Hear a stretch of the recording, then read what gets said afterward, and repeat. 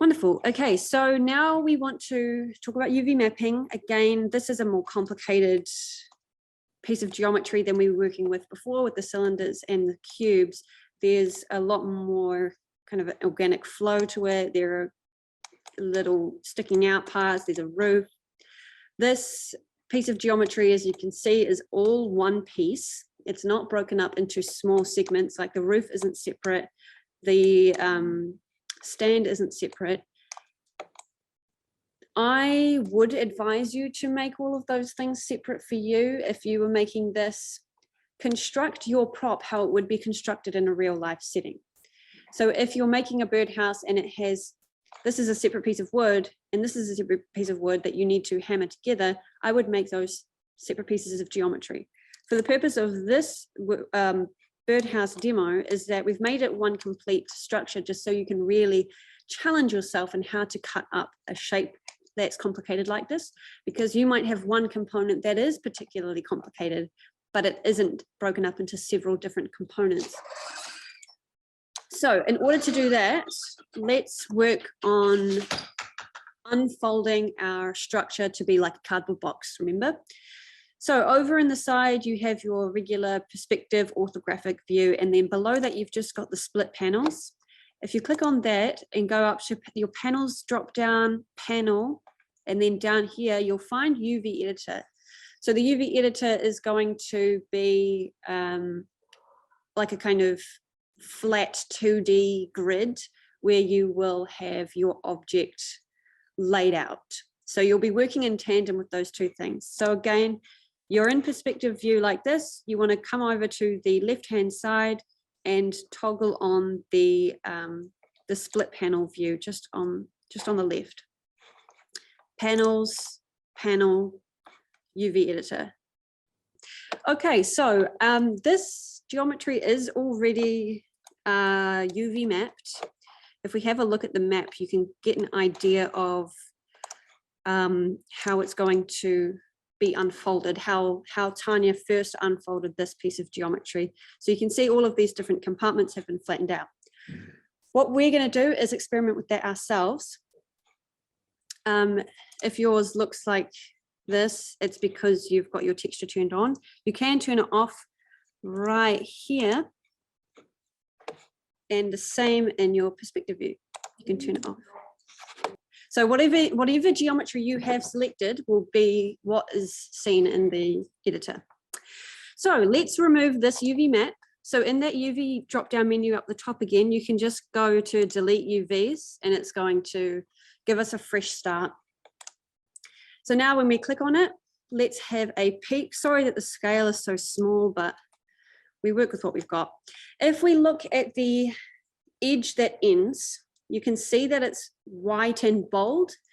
That is the end of a seam. So we work with seams when we're doing UV mapping, and they will be bold and white like that once they've been cut. But otherwise, everything that's still attached is the normal green color. So we're going to right click and hold and go to edge mode. And this is going to allow us to make some cuts. When it comes to UV mapping, keep in mind which angle you're probably going to do your render from. It'll likely be the front. So you want to make it so that your seams maybe don't get in the way of, you wouldn't make a seam right in the middle here because it would be very obvious once you've done your painting that there's a weird pucker there. So you want your seams to be in somewhat conspicuous locations, like at the edge of this roof, for example, or the bottom of the front plane, in areas that aren't so obvious. So if I double click on that roof geometry, you can see that it grabs the whole loop and goes all the way around. It's all orange. What I can do now is in the UV editor, go cut so. Oh, sorry, wait, we're getting ahead of ourselves. Sorry, one step at a time. Back to object mode, which was right click and hold object mode. We can go up to UV and go camera based. And what that's going to do is create that first impression of a UV map. It looks like hot garbage at the moment because it's completely, you don't have any seams. So once you've done that as your first step, did everybody catch that part? What we can do now is start to cut it up. So back to edge again, right click, hold, edge. And now I'm going to double click on that roof seam up here in the UV editor, go cut sew, and we're going to go cut. Now, if I click off that edge, you'll see it's turned to that bold illuminated line. We know that there is a seam there. We can work our way around to make these different seams. What's really helpful, obviously, is the double clicking aspect of grabbing a loop. But if you don't want to go all the way down, like you see how this loop now goes all the way down the edge, if you want it to stop at a certain point, you can click on the first point where you want it to start from, click on, hold shift, click on the second point that you want it to come from, and you double click. Oh, you double click first. So click on that edge, hold shift, double click on the next edge, and it's just going to complete the loop up to those borders, and it won't go beyond there. So let's do that one more time. If I want this edge here, and I don't want to go all the way up and down, I can grab this one by holding shift and double clicking, and it's just going to grab these four. Everybody get that bit? Cool, very handy. So I'm grabbing that seam and I want it to end, actually I want it to end there. I'll go cut, sew, cut. I'm actually just going to move this across so we can see this a bit easier. I want that edge again, though I think I need to go a bit closer to see that edge. Yeah, it's right there. Going to go down to this one, hold shift, double click, cut. And we're starting to picture out how it's going to unravel. If you've made a cut and you actually don't want that one anymore, you just do the opposite. So you click on that seam again. So say for instance, we make a cut on this one here.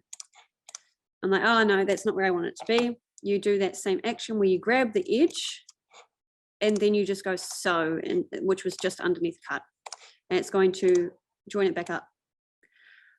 Cool, so I want a seam. I can see this front panel folding down very easily into the bottom. So I'm gonna leave that there. Actually, I might do it to the side, because if I want to take a render, I'm gonna render it from the side here, and that way I won't see a seam there. So what I'll do is I'll create a seam on the other side. Yeah, I'm gonna do that. Okay, so this all isn't really probably making very much sense now, but we'll get there. I'm gonna cut, oops, cut that one.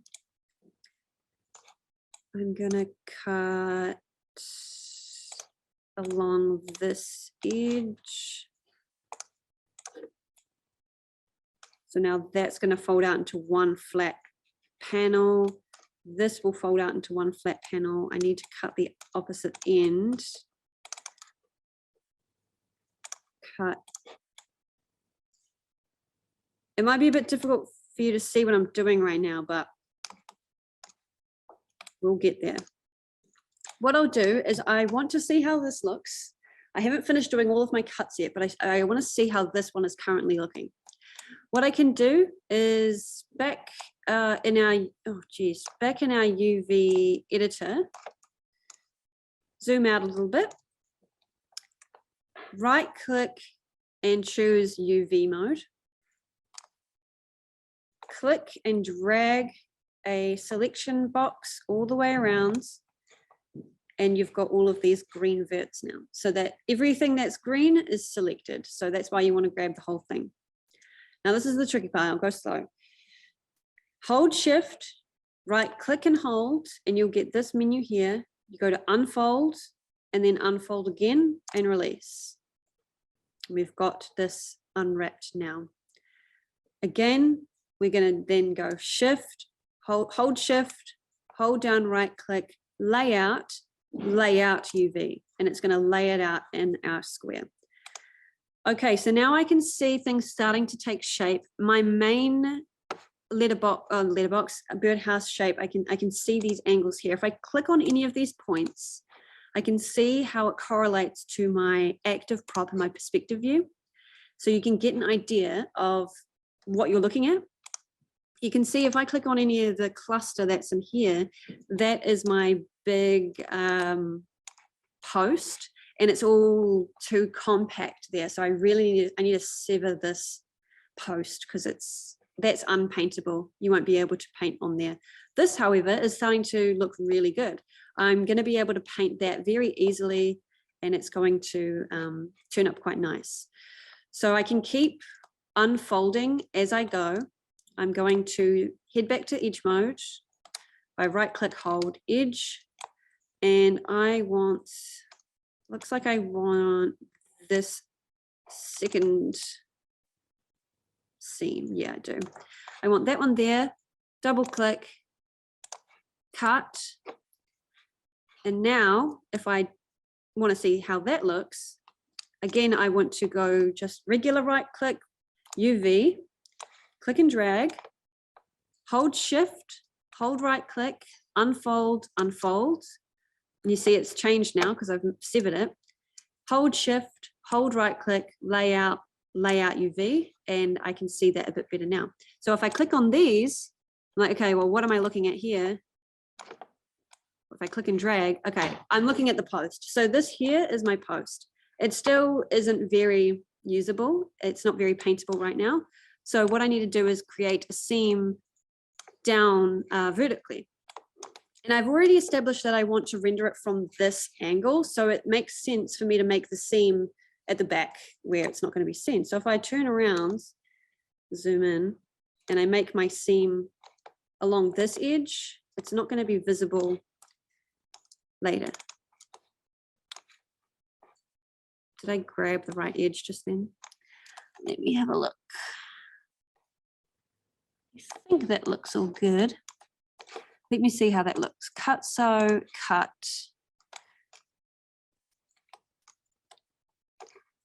And right click, UV, drag, shift, right click, unfold, unfold. Cool, we can see how that's changed here. Shift, right click, layout, layout UV. What's happening down here is that I think that there is one more piece of geometry that needs cutting right at the bottom, and it's hidden within this base. I'll hide the base.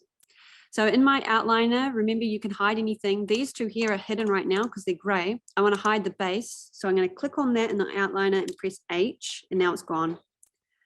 Back on my object, you can see that that seam doesn't finish, and that's why it's getting all distorted in my UV map. Go to edge mode, grab that one, and let's cut it. Now, right click UV, drag select, shift, right click, unfold, unfold, and now there we go. That's looking much better. Shift, right click, layout, layout. Sweet, so our post is probably done. I don't think we need to make any more incisions with that one. That's looking tip top.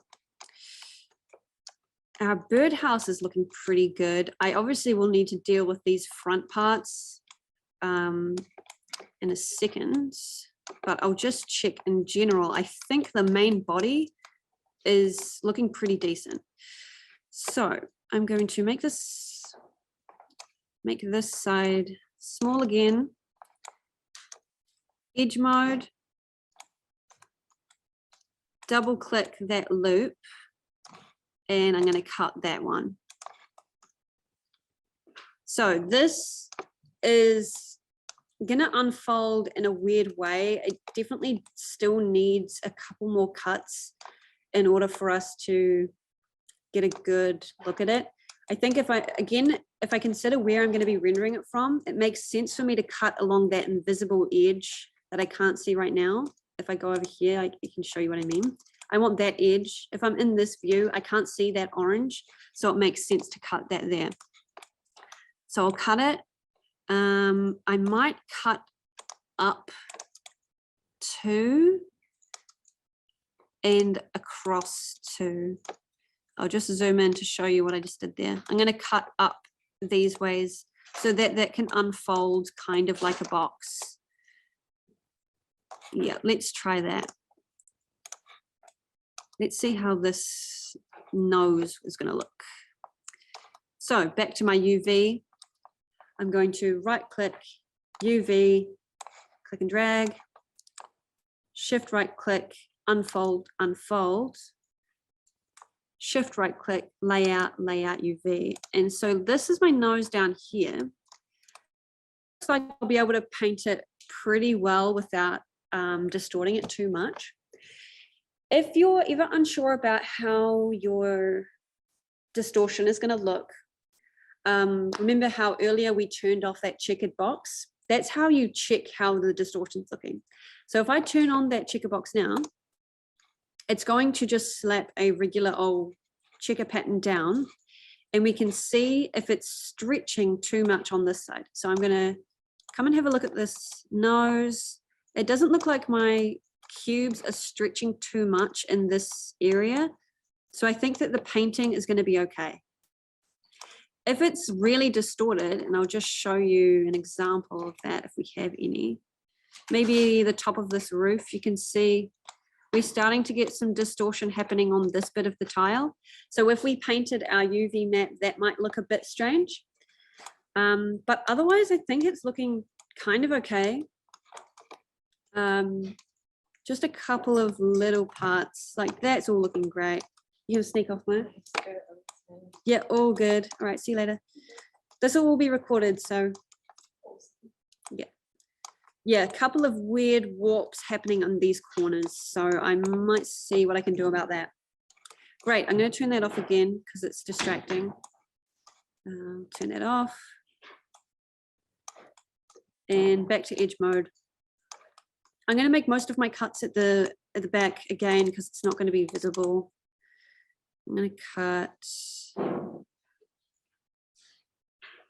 maybe just along there and along here, and maybe along the top.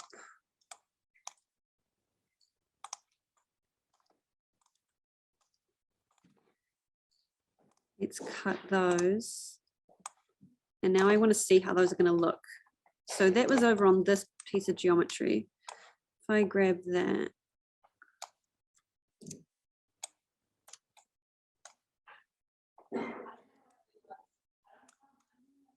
Cool, we can see those seams have broken up there. Check my distortion.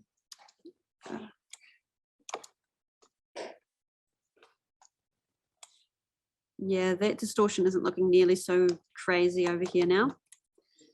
Cool beans. Need to address the front now. Turn that back off. So again, like I said earlier, it's going to be up to your specific model, how you want to cut it up. In general, it should be fine. If anything's looking particularly strange, you can paint over it later. When you're doing when you save out your model, you'll be able to take it into Photoshop and noodle up any lighting you want to add, any texture fixes you want to add. The 3D model itself is your platform, like your starting platform. So anything that you maybe don't quite achieve in your 3D model, you can always paint up. Remember, we're concept artists. We're able to jump into many different programs to get what we want. We're not trying to make a really nice model. We're trying to make a really established concept. So let's unfold this. Okay. That's looking all right. I think in general, this is looking pretty okay. Just that front area with the doorway. So I'm gonna make a seam probably along the top, because if I think about my camera angle, I probably won't see this seam very much. Actually, maybe it'll be, nah, yeah, I'm going to do the top. I'm going to do the top. Okay.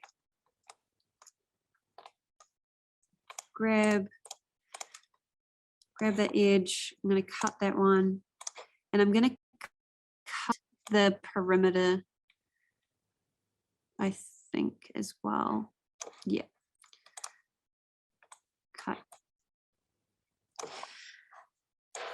Okay, I think this is going to be done now. So I'm going to do one final unfold and one final layout.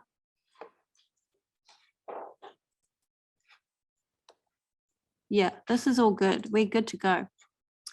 Cool. Let's use this. So you might not be finished cutting yours up yet, but I want you to just move on just at this minute, just because you've got some obvious experience now about how to do the cutting and sewing. We're going to just move on so that we can get everything done. What we'll do now is, still with everything selected, so make sure you've got your selection done. We can then go in the image drop down tab down to UV snapshot. So that's going to be how we save. So make sure you've got everything selected, image, UV snapshot. It's going to bring up this menu, and we want to save our image as a TIFF, not an if. And your size should be about 2K. It's already set to 2K on mine. If it's not on yours, do 2048 on both of those. And then we're going to just set our name. It's going to open, if we set our project at the beginning, it's going to open us into our birdhouse location and then in images. If you didn't, just save it somewhere that you'll be able to get to in a second. And we're going to name this one out UV, because this is the UV that's going out of Maya. When we get into Photoshop, we're going to name it in UV because it's going to be coming back into Maya. So for now, out UV, save, and just press apply and close. Then we want to open up Photoshop. So I'll have to stop sharing.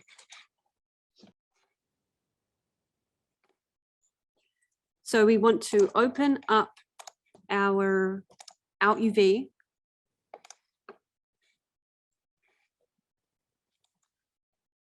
Which was in documents, Maya, projects, birdhouse, images, out UV, open. Okay, so it doesn't look like there's anything on screen, but that's just because it's incredibly hard to see. What I'll do is make a new layer. I'm going to fill it in just with a blank color. It can be any color you want. I'm going to drag it below my layer, and now I can see my lines. What we can do is make those a little bit more obvious by clicking on that layer, and we're going to invert it by just pressing Command I.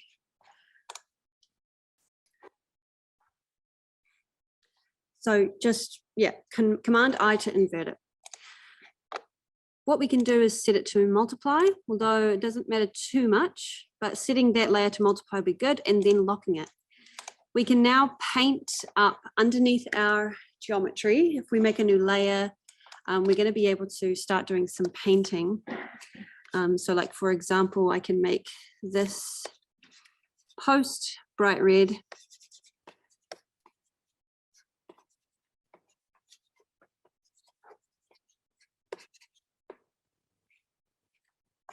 Okay, now, so because your geometry is laid out in such a strange way, you might have a shape that's not as recognizable. Like this front panel is obviously recognizable, but the roof, it's hard to see which side is the front and which side is the back. You can check that in your Maya. So if we go to Maya, we can click, making sure you're in UV mode. If you click on any of these pieces, you can just check where you are on the piece of geometry. So I know that this side here is the right hand side of my roof, and this side will obviously be my left.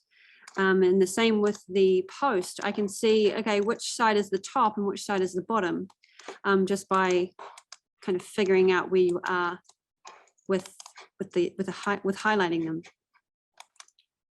Cool. So that's how you kind of reorient yourself. Okay, so you can paint this up, you can add textures, you can do all of that stuff. And then once you're done, you can turn off the layer that shows the lines, because otherwise they'll turn up on your model. I'll show you that in a second. Let's just finish painting.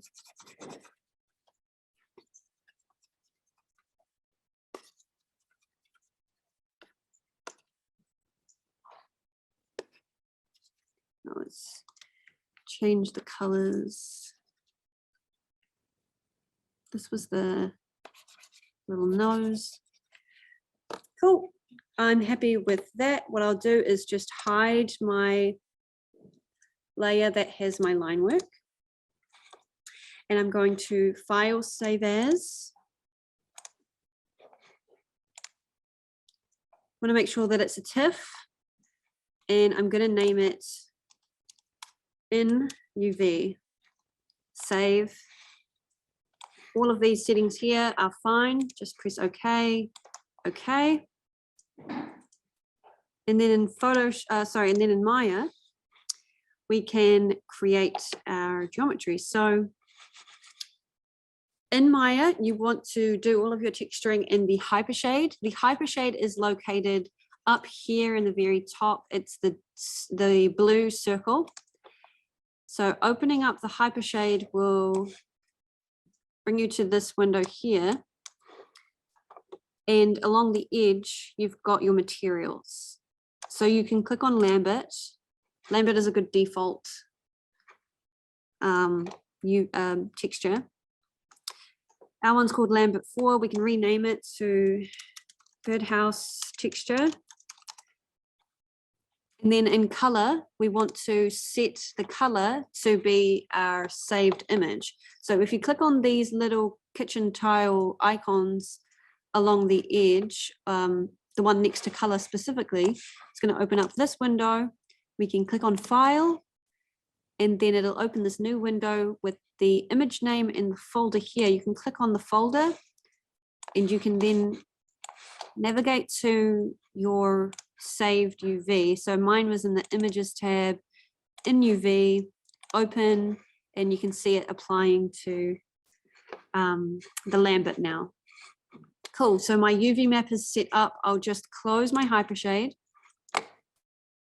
And then on my geometry, I'll just go back to object mode. Right click, go down to the bottom. Oh, hold on.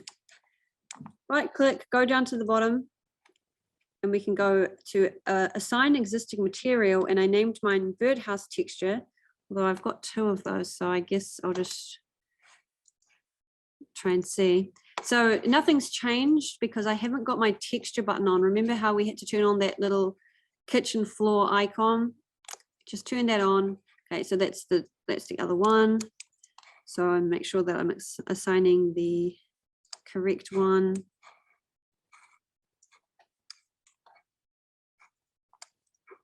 Cool, so there's my one there. Right, so if I click off and have a look around, I can see that it's done a pretty okay job of lining up. What I'll do is, you'll be working with textures. If your textures look a little bit warped, you can go back into Photoshop and kind of warp them yourselves a little bit in Photoshop and try again and reload your texture, see if that works. But essentially that is how you texture. So awesome.